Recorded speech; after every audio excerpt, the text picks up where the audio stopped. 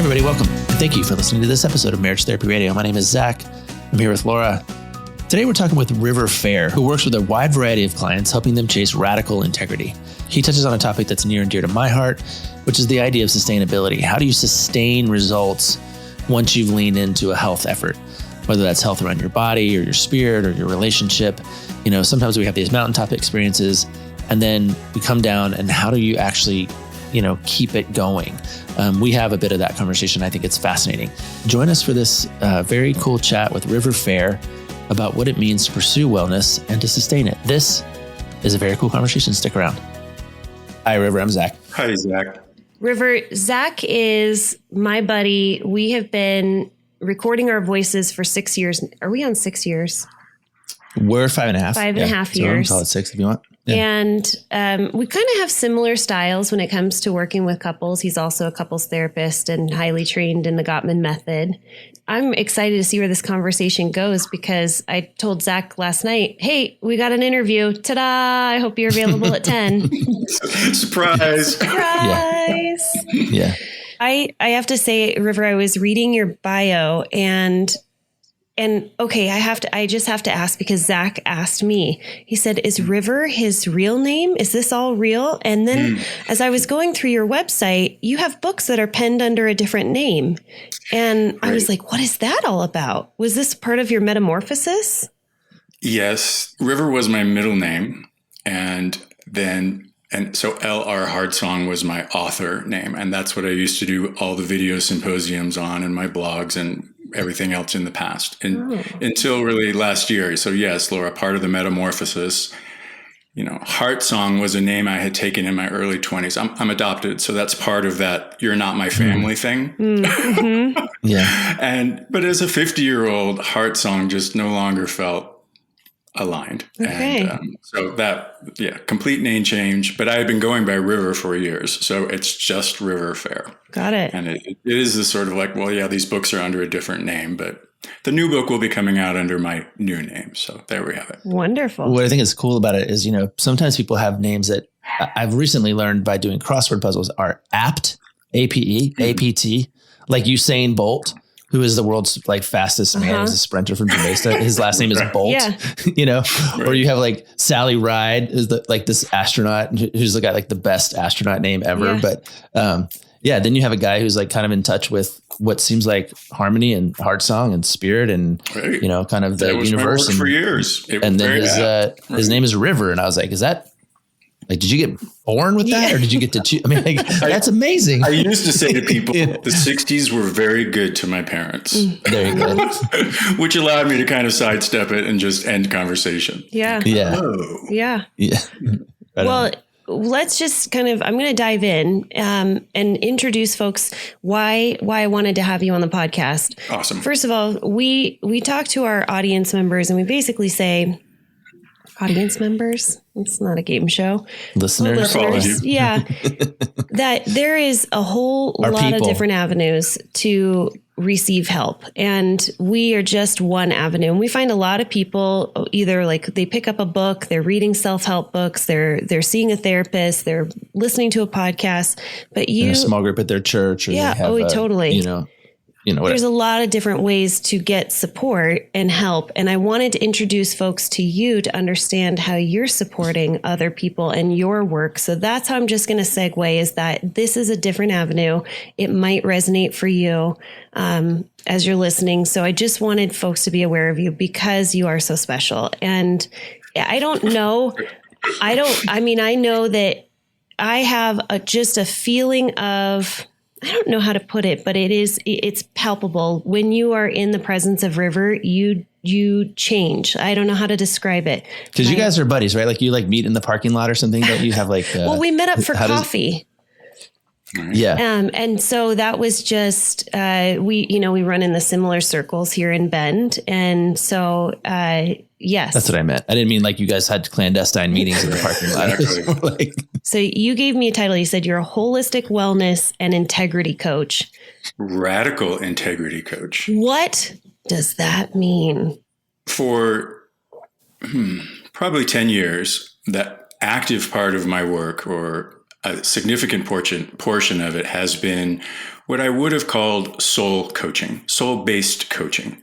And a lot of that came out of my first book, The Bones and Breath, which we could loosely categorize as a men's soul book. It's not, I always say it's cleverly disguised as a men's book. It's really for everyone, but men need a lot of help. Okay. And that launched my sort of, if you will, soul purpose coaching. And that was my focus for some years. And then I went through a mysterious health crisis, which took everything offline and put me on a very different journey, really to heal my own body and get back online. Soul and health are not separate, as I have said for years. You don't have a soul and a body. You essentially have a body soul. And if body shuts down, everything shuts down, which was my case. And so my coaching evolved to reflect my personal journey back to vibrant wellness. My tagline for the coaching for a long time used to be fusing vibrant health and soul, because that was the outcome of my journey. Before that, I'm a somatic-based trauma therapist. I've been a body worker. I am an intuitive. That's kind of the chosen word these days for people who are clairvoyant, clairaudient, clairsentient, the clair people. And intuitive, sensitive, empath, those are kind of interchangeable words, but I think there are some differences there. So that evolution of coaching really to help people come into vibrant wellness. Like, what if that's simply your sole purpose? We get hung up on this, and what is my sole purpose? And that was my work for years. And a couple years ago, it kind of occurred to me, well, what if your sole purpose is just to be the most luminous, radiant being you can be for no other purpose than being alive? And most people are very far from that because, as you and I have touched on, Laura, pretty much everyone is stuck on all different levels. Yeah. And when you're stuck, that's a very difficult place to find your way to anything close to radiant. So my work now, largely as a holistic coach, so that the holistic part, holistic wellness, is essentially teaching people to regenerate their body and brain, which is entirely possible. Your cells are doing that all the time. And once you switch on key pathways, really, it's functional medicine in a way. Once you switch on key pathways, your body moves into that active regeneration mode. You can entirely regrow new brain, really, in 6 weeks if you have the right conditions set in your body. Whoa. So that's part of it, this radical being vibrant wellness program that I work with people. But the radical integrity piece is, how do you come into radical integrity or core integrity in all levels of your life? There are some really notable integrity coaches out there, Martha Beck being one. She's Oprah's life coach, if you want some credentials there. And she has her most recent book is, I think it's called The Way of Integrity, which is pretty much the one self-help book that I recommend to clients. But what was the name of the author again? Martha Beck. Martha Beck. Okay. She's a best-selling New York Times author and Oprah's bestie. Cool. Right. That counts in my book for sure. Sure. Her most recent book is The Way of Integrity. Great. And so there are integrity coaches out there, but I don't know anyone who's bringing these two aspects together. All right, your integrity, but also what about your vibrant wellness? If you're doing a lot of personal self-actualization transformation work, kudos to you. But if you're in a really low level of health, or what I call most people the false zone of health, you're essentially symptom-free and you're like, yeah, I'm healthy enough. Likely, most of your systems are actually way out of equilibrium, and you might be surprised at any moment by a big diagnosis that suddenly came out of nowhere. Or even if that's not what's coming down the tracks, you're likely a good ways off from radiant being. So I work in this very holistic way that is really working with people's belief systems, because that's mostly where people are stuck, but also let's regenerate your body and brain. Ooh. I'm completely fascinated by all of that because I definitely have been on this journey over the last few years. And Laura and I were talking about it a little bit last week. I got sober a couple of years ago and my body is a different body. I live in a different body than I did 3 or 4 years ago. And it's confusing. It's like, oh, how does this work now? And how does it work? So I'm like hanging on all your words because I think there is something really, I'm learning in a way that I didn't believe in before, that it all is connected and that the body is actually a really big part of it. And I wonder what you say to people who might be listening, or even to a guy like me or old me or whatever, who goes, oh man, this all sounds like a bunch of malarkey. It's just sort of like, it's not like, what do you talk? Like, how do you help people mitigate some of the cultural resistance to having any of that be meaningful? Do you understand the question I'm asking? Well, what I hear is, how would I address someone who's really in resistance to essentially what I'm offering here? Yeah. Good reframe of my own awkward question. Well, and resistance is the tar pits for most people, really, along with that unconscious belief matrix, as I call it. I'm obsessed right now with Stephen Pressfield. Do you know his work around resistance? Yeah. I don't know his work. Stephen Pressfield. Who's Stephen Pressfield? We've talked about him, Laura. We're trying to get him to talk to us. Art is his most recent book. And yes, he talks about the alternating of resistance and grace, which I feel, I can align with that. Resistance and grace. The short answer, Zach, is actually, it's an interesting question because that hasn't been my situation. No one who approaches me is in resistance. By the time people find their way to me, they're like, okay, even if they've just watched my introductory webinar for the course, something in them is intrigued enough to think, this guy has something. I'm not sure what it is. Or somebody else has recommended and said, yeah, you got to work with this guy. So it's not something I encounter, but in terms of at least working with me. But in multiple ways that I work with people in one-on-one coaching or some of the other work that I have done in the past that I'm sure we'll find our way to here in this program, there is that element of helping somebody simply identify resistance, right? So what I hear there is a lot of resistance or doubt. That would probably be the point where I would start about what about that feels that's not possible. I hear in there a belief that there's a certain reality that's possible, and reality is entirely subjective. The kind of consensus reality is there's somehow this inherent reality that's scientific, and that's the real reality. Your perception determines everything. Yeah. Everybody's reality is entirely different. So, but when we're stuck in that certain place, this is reality or that's not, you couldn't really regenerate your body. Well, I hear that is your experience. We've talked a lot about the sin of certainty, sort of how, sort of locks you into this like mindset that you've got it all figured out, and that maybe actually keeps you from discovery or keeps you from transformation. So I totally concur. Everybody is trapped by their beliefs, whether or not they realize it, even very expansive beliefs. That's still limiting your reality in a way until you begin to recognize even that very expansive thought. Well, that's actually just a belief. Even my belief in, say, material reality. Okay, none of us can say what consciousness is or prove you're even having this experience. But that's my belief. You can go down a whole wormhole there with belief and reality. Yeah, I bet. Oh, yeah. Hey, it's Laura. I wanted to tell you about a sheet set that has become a recent addition to our family. So I have been limping along with just a single pair of sheets for my king bed for a couple of years now.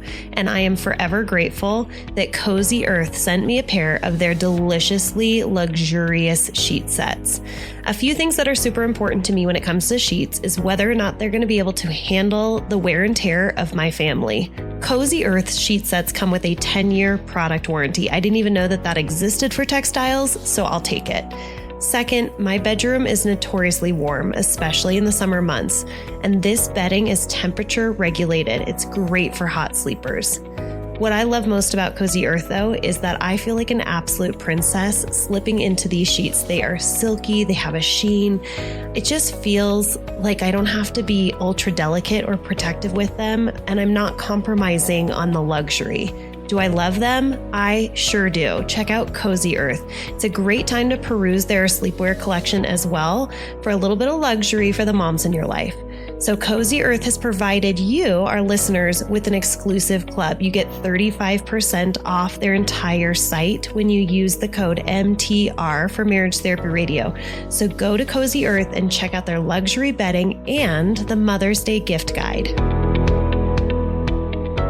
One of the reasons why I wanted to have you on is that talking through the stuckness, when we were talking about just the people in Bend that are referring people to you, a lot of times you're getting the hardest of the hard, like the most stuck, the most, just folks that are really caught up in that certainty, that linear, or I guess just very, like black and white thinking, and the way that you described some of the work that you have done in the past, either with your own belief system. I wanted to dive into that. Like, how do you get folks to move from a place of stuckness to having more openness, I guess is the only way to put it. It's just, I was really intrigued by some of the work that you have done on yourself as well as in the past with others. There's kind of two tracks there, Laura. There's the work that I have done for some years, which I'll answer that first, and the current coaching work that they are quite different. But I'll first pick up the thread of the people who have been referred to me for some years through a wide professional network of therapists and psychiatrists and mental health, functional medicine people, doctors networks. I kind of inadvertently built this professional network here in Bend related to my former work with, I don't like the term psychedelics. I think that is bogged down in old dogma and baggage and radical hippies and 60s and whatnot. Yeah. But entheogenic work is kind of often the more chosen term these days. Okay.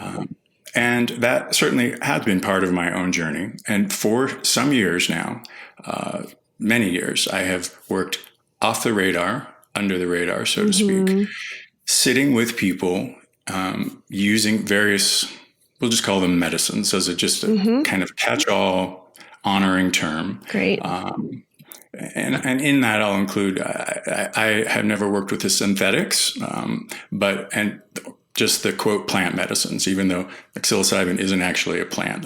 The mushrooms are their own genus. They're their own world. So, because if you've watched The Last of Us, you know that they are going to come and get us all. Right. They're going to save the world. Or at least the environment or something. Yeah. So that, Laura, is I think the work you were partly referring to. And in that, the people who found their way to me, and I maybe here I'll just say, I have transitioned away from that work almost entirely to my current coaching, and for some reasons, multiple reasons, which we can touch on later. But yes, the people who are seeking the quote psychedelic assisted therapy are very stuck and or in their sense feeling very broken.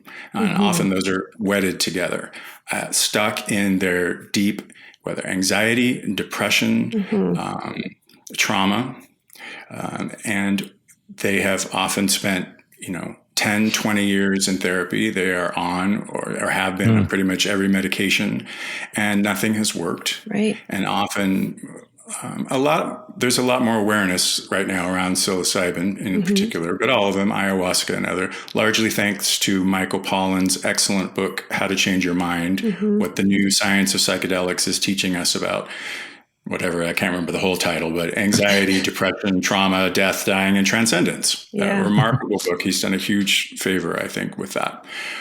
And most people who found their way to me have read that, and they're thinking, oh, if I switch on my brain neural network, which is what we know all the psychedelics do, that they do more than that, but that's the key sort of element that gets the focus of the medical industry, that potentially loosens my anxiety or depression. And that can absolutely happen. It's bigger than that. But so looping back to the question, how do you help people get unstuck? Right. With that type of work, it's the experience itself. They're in a larger awareness, a non-egoic state. There's, a firestorm happening in their brain of new neural connections. And simply in that, possibility can open. But the medicines all work differently. And some of them, particularly psilocybin, tends to show us things in a different light. And so people see, I'm thinking of one gentleman who had a very powerful experience. And at the end, he was saying again and again, this journey, it took me back into a memory of something. And then basically said, now look at it in a different way. And it's like dipped me in again and again. And all these situations in his life that confirmed he's broken. All the things his wife says, you're broken. All the things that work, I'm a very broken person. And his experience in the medicine kept saying, look at it another way. Here's the other side. And he came out of that experience saying, I'm not broken. Yeah. That is epic. That is the beginning of a global shift. And that I'm not helping people shift the belief matrix. The medicine itself is doing that. I was just holding the container and helping with integration afterwards. I'll just jump quickly to Please. The 8-week coaching that I do now. Yeah. That's much more, medicine is not involved with that. Right. It's legal in all states and countries. And that's more the one-on-one coaching after they've watched a masterclass on belief or whatever the various masterclasses are there, then helping them identify. Do you see that right there, that limiting thought, that whatever, life should be this way, or my husband should be this way, or I should be this way, insert endless list of limiting thoughts there. Can you see that that's a belief? Can you know that that's absolutely true? No. What if it's not true? Yeah. Well, I'm just really intrigued by the idea of using medicines to open up your mind to kind of, like you said, see something from a whole nother perspective or point of view that you may not even have access to in just your everyday living. I'm super into that. We have an interview actually coming up right after you where we're interviewing a gal. And she talks openly in her book about her experience of using psychedelics in order to sort of reconnect with a whole new experience of spirituality that she has never been able to tap into.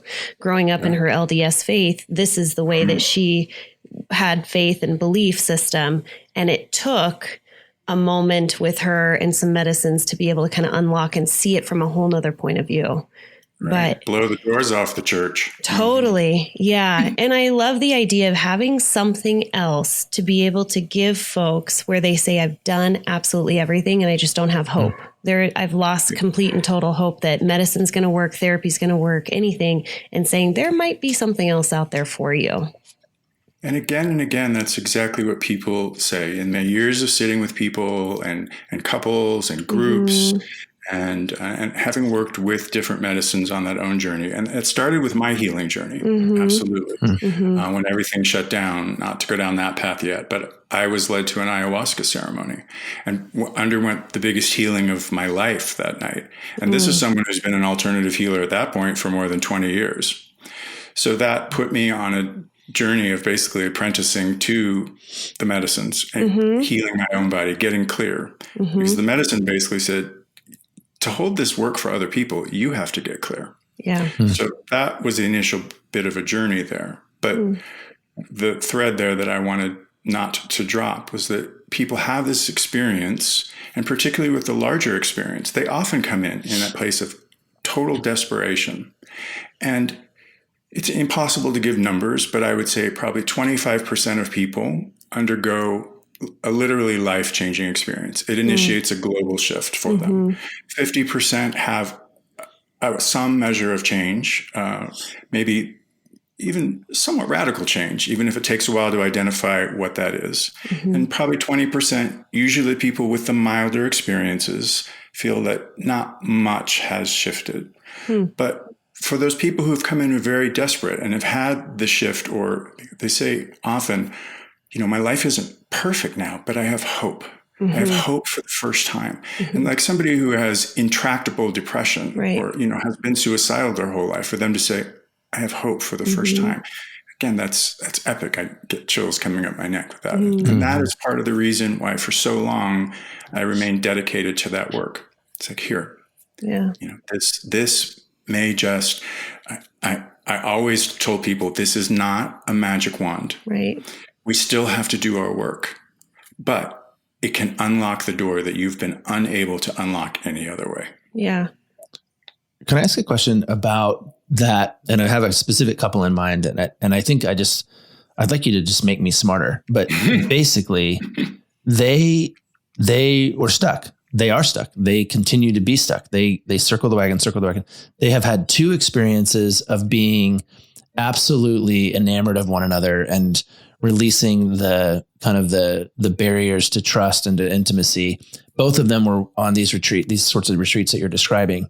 So they champion this as an experience that has been transformative, and they have a hard time sustaining it when they get back into their like regular life. I guess I'm like, in terms of the make me smarter part, like what's happening for them, and then what's the part that they can cling to, next. Does that make sense? Yes. And it's a super question. And I think it's kind of at the crux of this work as it comes forward, and more people are hearing about ayahuasca or psilocybin or, MDMA, psilocybin work and other things.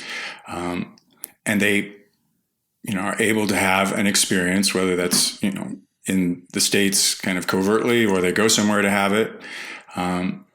There is a momentary, I think, potentially lasting, but there's a shift in the beliefs. Right? What we know happens, I'll make a little detour here, Zach. What we know happens with even a small amount of these substances is they interact with a very specific receptor in your brain, in the serotonergic network, and then it unlocks this mysterious experience. And even Western medical science can't say exactly what happens. After that docking point, the magic key, this thing happens. And in Western science, mainstream view of reality, your brain creates consciousness. So in the Western view, this experience, the quote, psychedelic experience, because your brain generates consciousness, this is just in your head. It's essentially just in your head, a hallucination, hence the term psychedelic. Another view of reality, I would say kind of a quantum, a mystic, spiritual, if you will, that's not a word I use a lot, but is that your brain doesn't create consciousness. Consciousness is. Consciousness is everything in the quantum field. Your brain just helps you download it somehow to have this experience of consciousness. And so in that regard, you take this substance, and the Western says this is just something happening in your head. The more mystical quantum view says somehow your 3D filters of reality drop down and you experience the larger quantum reality as it is. And that is a non-egoic state.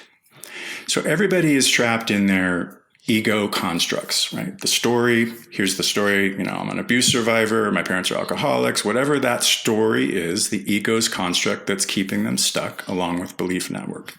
And in these experiences, that ego construct can unwind, expand, or be temporarily obliterated even. And part of that's what's happening in the brain. The default mode network, which has a lot to do with our personal identity, sometimes called the me network, is quieted down. Thousands of connections are happening that aren't normally connected. The ego essentially disappears for that duration.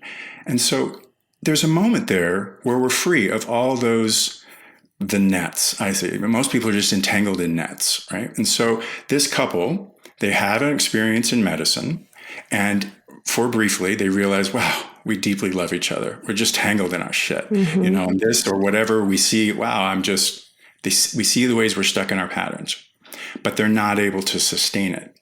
And part of that is integration is very important. And a lot of integration, a lot of retreats and other places, it simply isn't offered.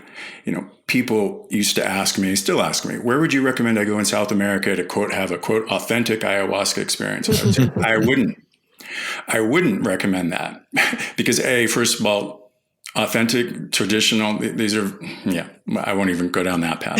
I said, largely, I wouldn't recommend it because there will be little or no integration. And the lasting changes come from integration. So I think this couple, they go and they have their powerful experience, like many people. And then the weight of our patterns slowly creeps back in. We step back into our, quote, default life, as like Burning Man likes to call it.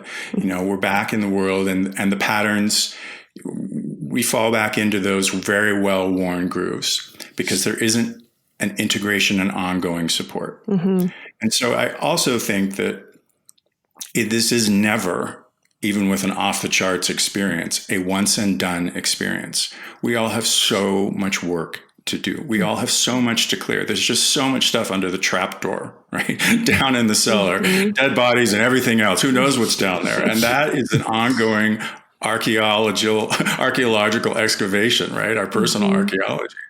And the medicine can be a fast track to that in the right setting with the right facilitator and the right integration. But we still do our work. And there's a lot of that sort of ego trap, I think, in the medicine field. I've seen it. Oh, I'm doing all this work because I sit regularly in ceremony, and it's like the work happens also outside of that. Yeah.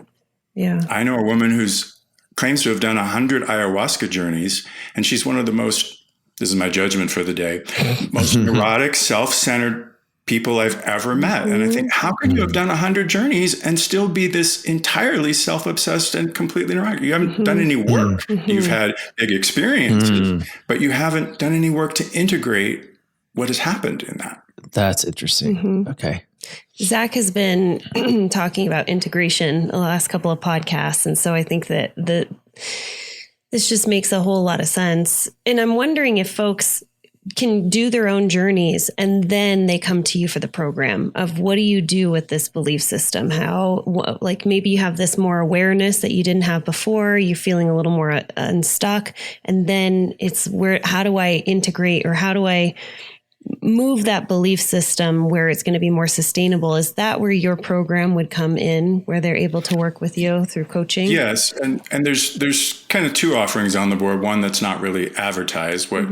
In a sense, what you're talking about there is an integration coach. Yeah. So for years, I've been not only the facilitator, but also the follow-up integration coach.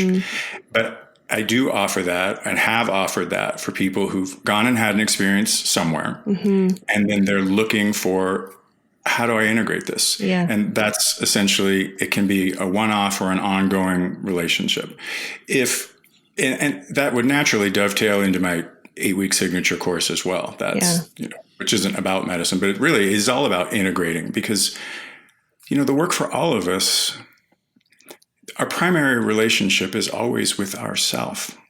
Even in a deeply committed relationship, you are, I've been with my partner 30 years, and yet in life, no matter how deeply you're connected to somebody, you're still alone in your personal experience of how you meet every challenge, and all support is wonderful, but ultimately, the only life you can save is your own. I've said that for a long time, and that your primary relationship is with self, and that's really what integration is. Deepening this primary relationship with self, untangling the belief net, and finding ways. There's this new possibility here. I see it moments. And how do I keep strengthening that so that I can change and be that person, the one I've been stuck as, and the one that, is really stuck in my, most important relationship, with my marriage. But how do I make that change? And the medicine can be hugely powerful for couples. I worked with a couple who came 9 times in a year. Wow. Almost every month.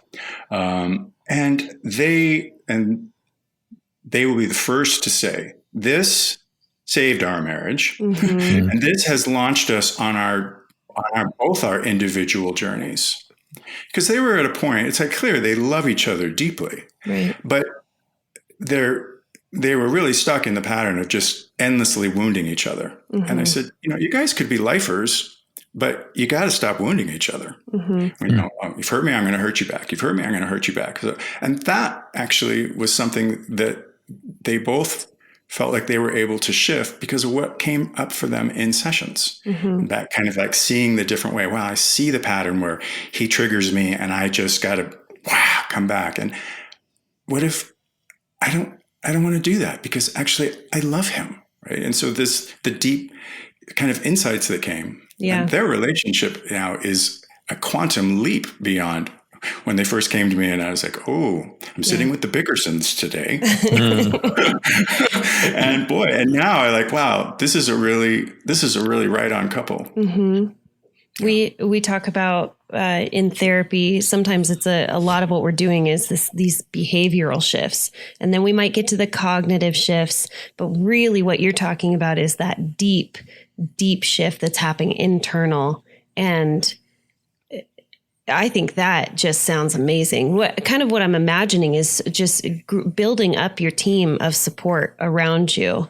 A lot of times people try and just muscle it alone, muscle the relationship alone, figure it out by themselves, read the book. But I love the idea of if you're feeling so stuck, if there needs to be transformation on a deeper level, I think you would be a phenomenal person for folks to connect with and do some deeper coaching with. I'm into it. I think so too. You're like, yes, Laura, I'm glad you're seeing it. That is what I do. I help people get free through a lot of different ways. I mean, I have transitioned away from the medicine work, even though that is becoming legal in Oregon. There's a whole political thing around that. And that's partly why I've stepped away. But there are infinite ways to get free of that net. Yeah. But needing resources, needing options. And again, Laura, you mentioned the people and they've read the book or how to communicate with my partner or, learn some emotional attunement or practice nonviolent communication. But often in a lot of the self-help books, it just layers on another belief, like this is how my relationship should look. And that in itself can be a trap. Right. You're trying to get to this idealized notion of how, your partnership or your sex life or whatever else should be. And that might not be what's actually right for the two of you. And you're trying to achieve this thing as opposed to what's genuinely authentic here that supports both of us. I had that conversation yesterday with a couple and she asked me straight up, she goes, Is that what I should be doing? Is that what you're supposed to do? And I was like, well, the second I hear should, I go, no. Yeah. Right. Yeah. Should means you're wrong. It just means that there's some other, because again, it's back to the sin of certainty. And I think for me, what I'll take away primarily is the idea that, there are just different strokes for different folks. And for some people, what they do need is AA, or some people need psychedelics, or some people need, would you call it neothetic? Is that the word I'm supposed to integrate? As opposed to psychedelic? Entheogenic. Right. There's a lot of new words out there. I'll have to find the new words. Neuronostic. I want to respect that. But, sometimes it is a small group at your church, or it's therapy, or it's a self-help book, or maybe it's a podcast, or, and I think I'm just really fascinated by the idea that there's not a way, right. Exactly.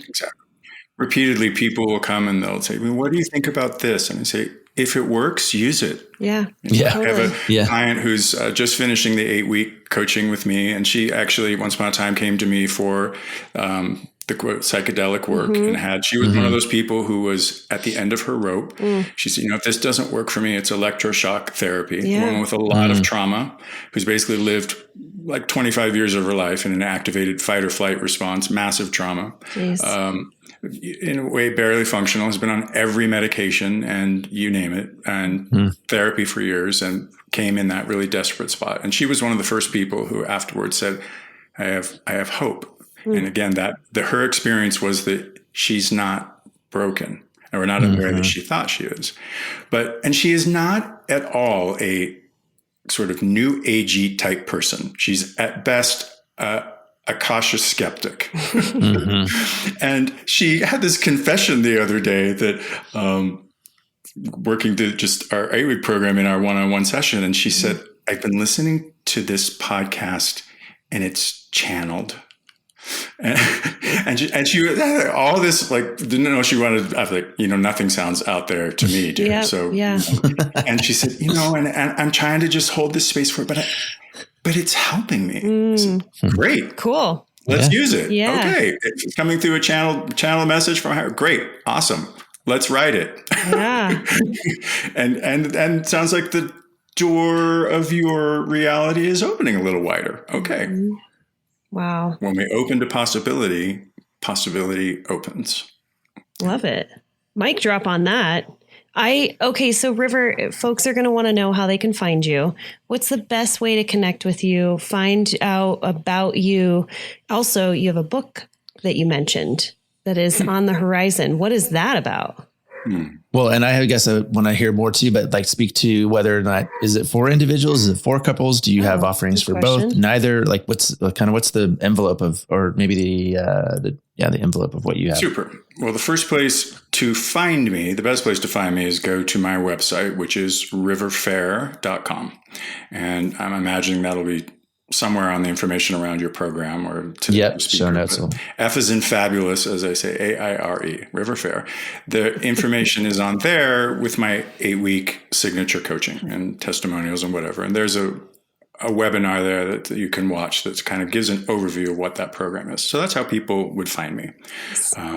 I do have books in the past written under my old name. Mm-hmm. And that's on your website. Right. That's on my website. I am currently in the process of circulating a new book to literary agents. So there's something on the horizon. We're just going to sit tight with that and hold that positive intention that the right literary agent says, oh, yes. Yeah. This. Oh, that's very cool. For your question, Zach, the coaching program overall, Radical Being Vibrant Wellness, is not designed for couples.